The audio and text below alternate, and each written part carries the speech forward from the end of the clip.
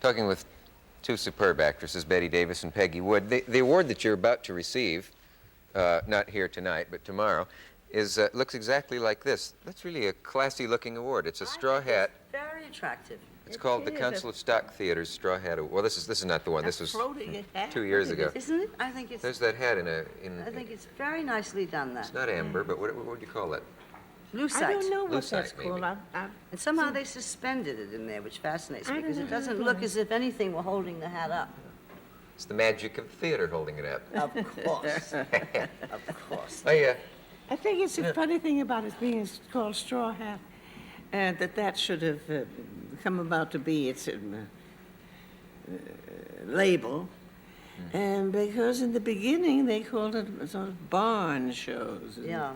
They didn't call it straw hat. I wonder where, I never knew where the straw hat came from. I have a feeling some newspaper reviewer started calling it the straw hat circuit, and Yeah, probably. maybe You that's think what... anybody wears a straw hat? Do you think anybody wears a hat anymore? I don't know. You never see straw hats at summer theaters. Oh, some of those people I brought down the aisle in the Cape Playhouse had straw hats. Oh, they did? It was that long ago, definitely. Did they ever tip you? No. No, they You know, don't tip in this country. That surprised me in London. When I first went over there, I went to the Yes, theater. I was surprised And the by lady that. stood there saying, and I didn't know, would it offer a Yes, cough I drop? was- I didn't know what she was after. You tip the person who takes Yes, you to I the was And very in surprised. France, they don't just cough gently. They make you know that you... cough right on you. Yeah. Yeah, I know. So you mentioned coughing, and it Yes, happens. that's right. Betty, can you tell a friend if her work is lousy? You're always confronted with that in somewhere in your career. You see a friend and, I have a lovely story about that one. all right.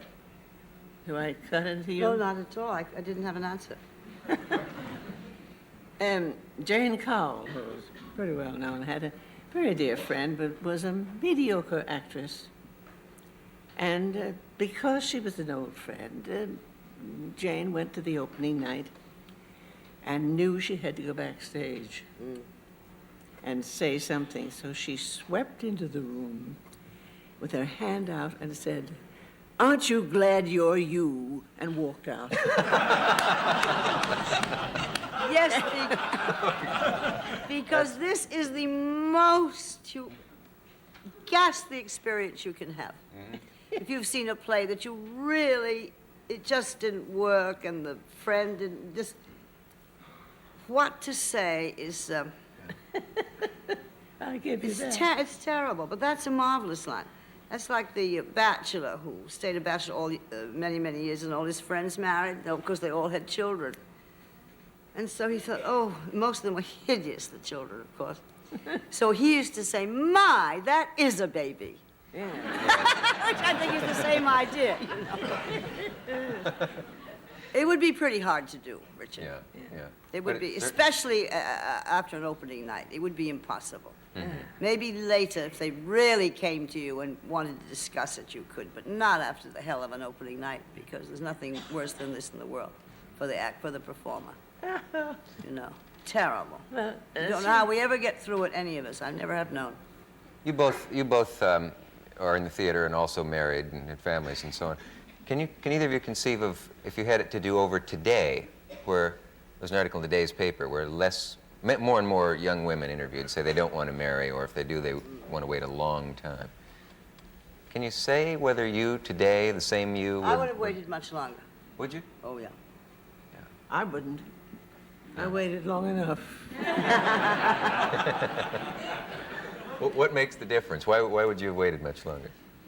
Oh, I think I would have been wiser in my choice had I waited longer. I don't think I was grown up enough to know, you know, what was right for me. Well, does it have to do with the fact that you said you felt and were raised to believe that sex and marriage went together? So if you were raised in an age when it was thought that they don't necessarily, might that have made it easier to not Well, marry? that would make it quite a lot easier, Richard, yes. Yes. That would make it a lot easier, yes, Yeah. that's true. Okay. Okay. You know, I often wonder about somebody who has achieved stardom and all and seen their name up in lights over the title and all that stuff. If they can remember the first time that they found that it didn't solve all their problems. You know what I mean? I mean, No. for example, you can say well, for example, Miss Wood, you can think of Betty saying, now here I'm an Academy Award winner, and I'm envied and admired and loved, even, as you can tell from the applause whenever you come out. And yet here I am, sitting here at home, bored, depressed. It's not magic. Can you remember when Well, it isn't, and that part of it, to me, was never the great part of it. Anyway, that was a beautiful thing, and in the eyes of the world, your reward. But the doing of it was always the great thrill to me. Yes. You know, and the acceptance of the name over and all is a very necessary part of it. One would wish for it, but it doesn't solve anything, because actually, from that moment on, you have to be better and better. Yeah. See, this is, and each year, you know, each year you have a standard you set for yourself. And it gets tougher and tougher. And you are often bored, and you in this have to day of top no yourself. scripts, and you're in the position of trying to top yourself, this is right. And in a day of very few scripts, this is even more difficult. You see, because what do you find that can top yourself, you know, of some of the great parts you've had before? That's one of the things I wanted to talk about this Straw Hat Theater. There was the chance for the young actor to get what is achieved in England, where they play the classics in their well, they're not summer theater, their repertory. This almost gave the American actor a chance for some repertory. Oh, definitely. And there's where they learned to play in the classics, which is the real way to match yourself up against what is the great stuff. And these little theaters did it. Yeah. Because all kinds of actors with all kinds of ability give their eyes and ears to play these classics, because they know that is the basis of their work. And there's where they got it. Now they don't get it anymore. Now they have packages. Packages are plays that play in all the summer theaters on a circuit. And they can be just a business of earning a summer salary, that's all. It's not a business of learning anything that you wanted to do. I mean, I never was asked to go and do any Shakespeare in a summer theater. No.